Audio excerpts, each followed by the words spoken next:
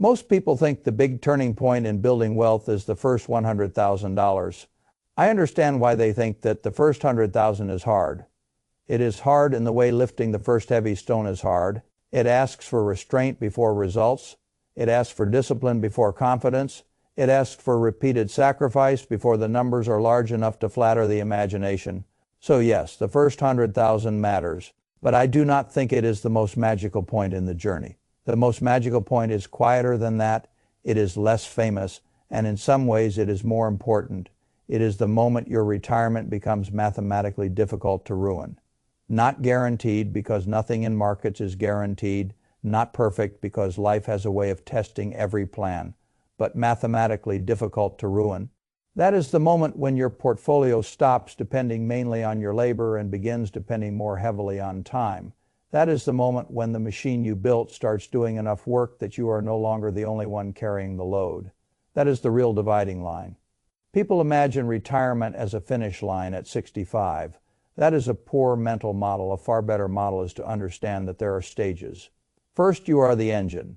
Then you and your capital share the work. Then your capital begins doing more work than you do. Then if you remain sensible long enough, you enter the strange and wonderful territory where ongoing contributions are no longer what make retirement possible. They merely make it safer, earlier, or more comfortable. That is a very different life, and almost nobody explains it clearly. That is unfortunate because many hard-working people are much closer to that turning point than they realize, and many other people are farther away than they think because they have been using the wrong scoreboard. I want to explain it the way I would explain a business. Simple, direct, grounded in arithmetic. No magic, no slogans, no performance. Just the economics of how a retirement machine is built. There are always two engines in the early journey. The first engine is human effort, your savings, your paycheck, your monthly investment, the amount you physically direct from labor into ownership. In the beginning, this engine does almost everything. That is why the early years feel so slow. At first, the account is just a storage box for discipline. You add money, the market moves a little. You add more money, the market moves a little again. And because the balance is still modest, the returns are modest too. This is where most people get discouraged. They think the process is not working. It is working exactly as designed. It simply has not reached scale. That is one of the oldest misunderstandings in finance. People confuse small visible results with failed invisible process. The second engine is compounding. This engine begins quietly. It is almost polite at first. A few $100s here, a little more there. A year passes, and the number does not yet feel like a life-changing ally. That is why the beginning is psychologically brutal. You are doing all the work, and the machine is hardly helping. The public never talks honestly about this stage. It prefers the end of the movie. It wants to hear about the person whose portfolio now adds more in a month than he once saved in a year. Fine, that is where many people eventually end up. What they do not see is how long the portfolio spent behaving like a minor assistant before it became a true partner. If you do not understand that early insult, you are more likely to quit before the arrangement becomes interesting. I have said many times that the stock market is a device for transferring money from the impatient to the patient. That line is not poetry. It is economics, and nowhere is that more obvious than in the early compounding years. Now let us put some actual numbers around this, because numbers are less sentimental than human beings. Suppose you save and invest $20,000 per year. Not every person can do that, of course. But let us use it because it makes the arithmetic easy to see. Suppose further that over a very long stretch you earn something like 7% annually. Again, not every year. No market behaves that politely. But over time, as a rough planning number, 7% is a useful teaching tool. At $100,000 invested, a 7% year gives you $7,000 of growth. That is nice. It is also much smaller than the $20,000 you contributed. At that stage, you are still the hero. The portfolio is still in training. At $200,000, 7% gives you $14,000 better. Still smaller than your annual contribution. At $300,000, 7% gives you $21,000. Now the portfolio is roughly matching what you are putting in. That is not retirement. It is not freedom. But it is a real shift. It means your capital is no longer decorative. It is beginning to pull its own weight. At $500,000, 7% is $35,000. Now the portfolio is doing more work than your annual savings. That is a profound change in the character of the journey at $1 million. 7% is $70,000.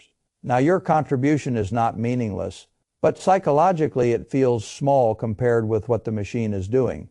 This is why the wealthy seem to move on a different slope. It is not always because they became wiser. Often it is because the machine finally got big enough to make ordinary market movement look like a second income. That is the crossover. That is the point most people are actually yearning for. Even if they do not yet have language for it, they think they want a certain balance, because the number sounds respectable. What they really want is the sensation that the portfolio has stopped being a plant they water and has become a tree that also gives shade. That is what the crossover point does. It changes your relationship with effort before it. Every additional month of saving feels crucial. After it, saving still matters, but the machine has become a coworker. This is one reason I do not like talking about the first 100,000 as if it were the whole secret. The first 100,000 is a milestone. The crossover is a regime change. And once you see it that way, another important truth becomes much easier to understand. Halfway to your retirement target is not halfway in time. This is one of the great surprises of compounding. People think in straight lines because human labor is experienced in straight lines. You work an hour, you get paid for an hour. You work a week, you get paid for a week. You work a decade, you hope the cumulative results reflect the decade. Compounding does not honor that emotional structure. It bends. It stacks more toward the later years. And because of that, the journey feels unfair in both directions. Early on, it feels disappointingly slow. Later, it feels suspiciously generous. That is how all real compounding works. Let us keep using the same example. You contribute $20,000 a year and assume a 7% average return. If you keep contributing until you reach $1 million, the total journey may take something in the area of 23 years. Now ask a different question. What if you stop early at different points? Not because I want you to stop, but because this thought experiment teaches where the real leverage sits. If you stop at $100,000, perhaps, after about 5 years of strong saving, the machine is still too small. The portfolio is not yet a self-propelling force. Left alone, it may still get somewhere eventually. But it will take a very long time, and the delay is painful because most of the work was still being done by your labor when you walked away. Now move the experiment to $300,000. That might take roughly 11 years of contributions. From there, the machine has more mass. If you stop completely at that point, it could still reach the final goal. But the total trip would be longer by only several years rather than by decades. Now move to $500,000. This is where the point becomes obvious. If it took around 15 years to reach that number, and you stopped there, the money itself could plausibly carry the rest of the trip to $1 million in about 11 more years. That means quitting at half the dollar target is nowhere near quitting at half the time burden. This is one of the most important emotional truths about wealth in dollars. Halfway looks modest. In time, halfway can mean you have already done most of the hard labor. That is why the middle years matter so much. Once the machine reaches critical mass, the burden of each additional year of contribution falls very quickly in relative terms. That is what people are sensing when they say it gets easier. The work itself may not get easier. The math does. Now, I need to separate two ideas because confusing them causes a lot of trouble. The crossover point is not the same as financial independence, and it is not the same as what many people now call Coast-FI. The crossover is about who is doing more of the work right now. You or the portfolio. That is a psychological and structural shift. Coast-FI is something more radical. Coast-FI asks a different question. If I stopped contributing today, would the money I already have likely still grow into enough for retirement by the age I have in mind? That is an altogether different threshold. This is where the subject becomes interesting in a very practical way. Most people imagine retirement as a giant cliff. Either you are nowhere close or you are fully there. Reality is more nuanced. There is a phase where continuing to work is still necessary, but continuing to contribute aggressively is no longer the only reason the plan works. That changes how a person lives. It does not always mean early retirement. In many cases, it means pressure relief. It means you could change jobs, work fewer hours, take a less glamorous but more meaningful role, recover from a bad year, or absorb a life disruption without feeling that every missed contribution is now a life sentence. That is a completely different psychological landscape from the one most households live in. So how do you think about Coast-FI? Very simply, first decide how much you want your retirement lifestyle to cost. Not a fantasy lifestyle, a real one. Suppose you believe you will want $70,000 a year in retirement spending. Fine. Now ask the next question, how much of that annual need might come from sources other than your portfolio? Social Security, for example. Let us estimate $25,000. That means the portfolio itself needs to provide the remaining $45,000. Let's take a common planning guideline, the 4% withdrawal framework. Again, not a law of physics, just a useful planning approximation. If you need $45,000 a year from the portfolio and assume roughly 4% as a sustainable withdrawal rate, then the target portfolio is about $1.125 million. That is the finish line. Now reverse engineer it if you are 30 years away from retirement and you assume a real return after inflation of 5%. What present amount would need to sit there today so that it could grow into $1.125 million without any further contributions? The math gives you a figure in the neighborhood of $260,000. That is a fascinating number. Why? Because it means a person 30 years from retirement with around $260,000 already invested may no longer need additional contributions for retirement to remain mathematically plausible. Would additional contributions help? Absolutely. Would I recommend simply stopping if you do not have to? Not necessarily, but the pressure structure changes completely. That is why I like Coast-FI as a concept. Not because it encourages laziness, because it makes progress visible before full retirement.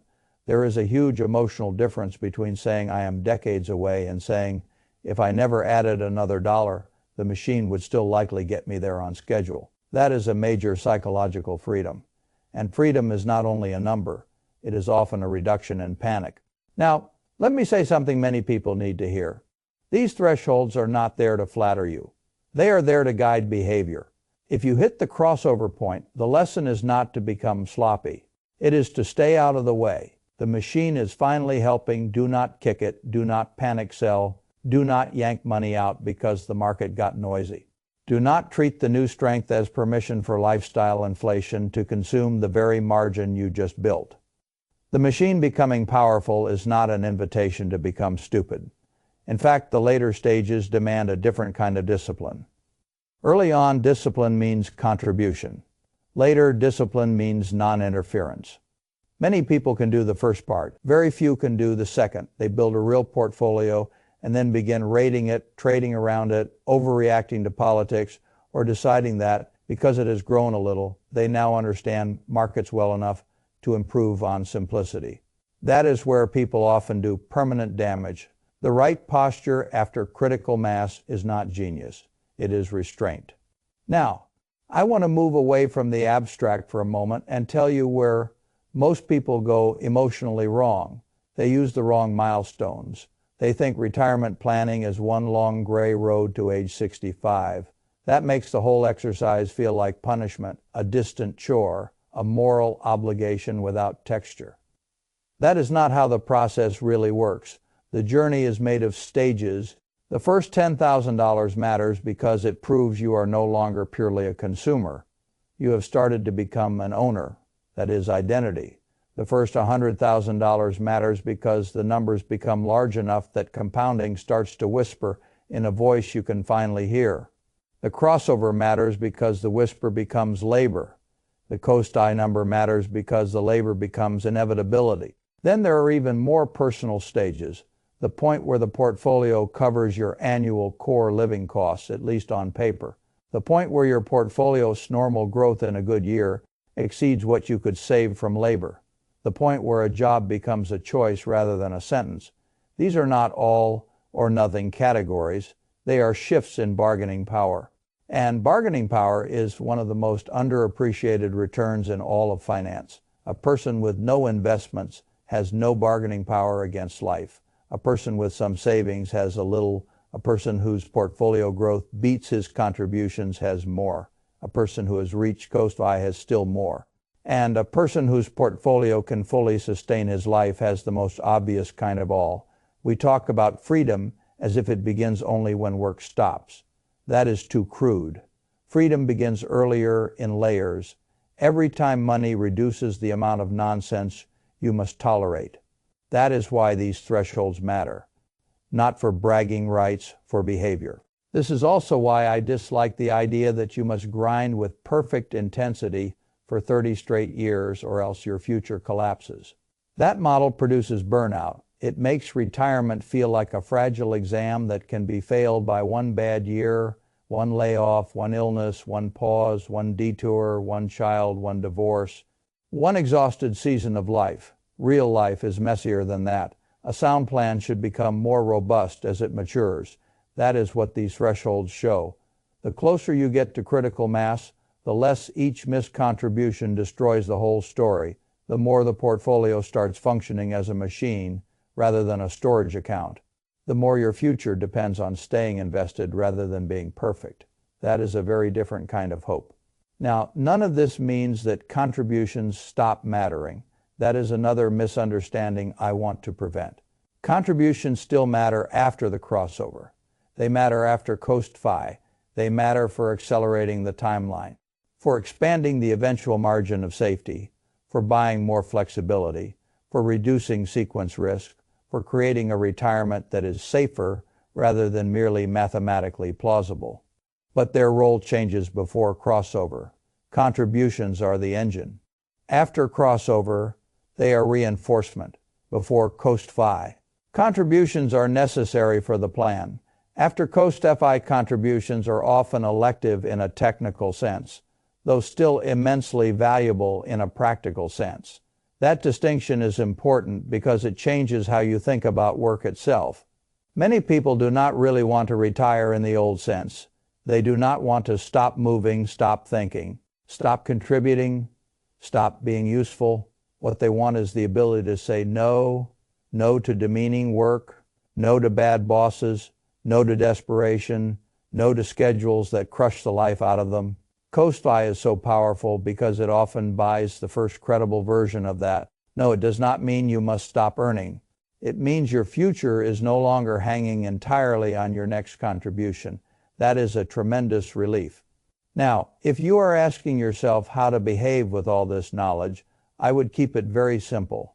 First, automate contributions early so that your emotional life cannot interrupt the construction of the machine. People think discipline is mainly a matter of strength. It is more often a matter of structure. If the money moves before your moods get involved, the process survives the moods. That is what you want. Second, track ownership and progress. Not just market value. A person early in the journey should pay attention to how many shares or units are accumulating, because that keeps the mind focused on control and participation instead of daily emotional noise. Third, know your approximate thresholds. You do not need exactness down to the dollar. You do need visibility, roughly where is your crossover point based on your annual savings and a long-term return assumption.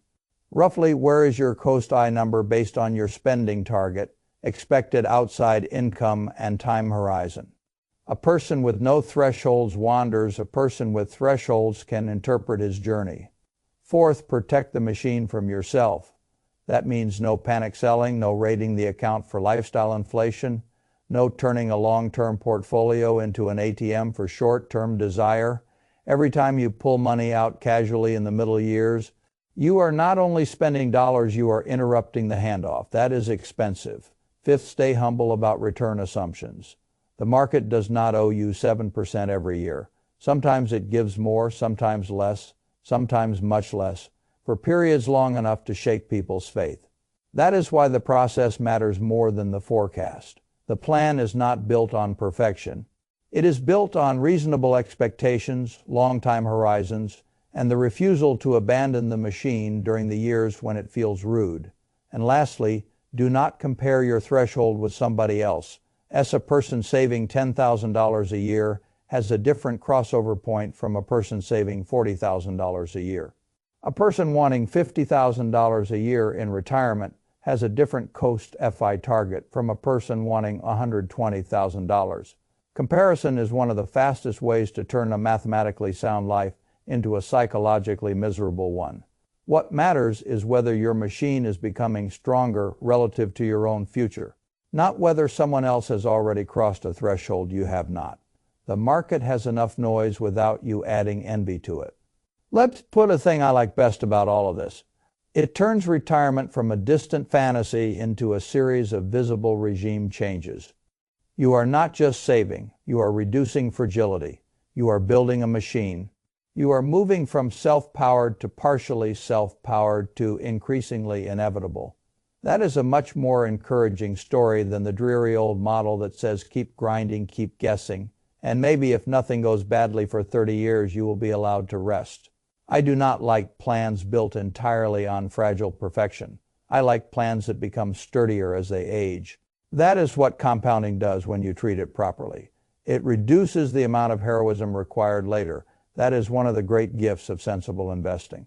The early stage is brutal because you are doing everything. The middle stage is wonderful because the machine begins helping. The later stage is extraordinary because the machine becomes the main force, so long as you do not behave foolishly. That is the whole journey. Most people never need more sophistication than that. They need more patience, more structure, more honesty about where they are, and more respect for the moment, when the burden begins moving from the person to the capital. If I were in your shoes, I would not ask only when can I retire. I would ask first, when does my portfolio begin outworking my contributions? Then, when does my existing capital become enough that retirement eventually works even without perfection from me? Those are better questions. They create calmer lives, and calm is one of the highest return states a person can buy. You can feel it in the body, you can hear it in the voice, you can see it in how a person handles setbacks. A person whose future depends entirely on next month's perfect behavior carries life differently from a person whose machine has already achieved critical mass. The second person may still work hard. He may still save aggressively. He may still choose ambition, but he is not bargaining from the same level of fear. That difference is profound. So, if you are still in the stage where the portfolio looks too small to respect, fine, stay. If you are climbing toward the first 100,000, fine, stay. If you are somewhere between the first 100,000 and the crossover point and the whole thing still feels like a boulder uphill, fine, stay. If you are much closer to coast I than you realized. And this gives you your first serious sense that the future may not require endless strain. Good, use that hope wisely. Do not let it make you sloppy. Let it make you steady, because in the end, retirement security is not one moment. It is a machine assembled over time until one day it becomes strangely clear that you are no longer carrying it alone. That is the day I want you to recognize. Not because it means the work is over, because it means the work has finally started paying you in the language that matters most: optionality, calm, and the right to believe that your future no longer depends entirely on how hard you can keep pushing forever.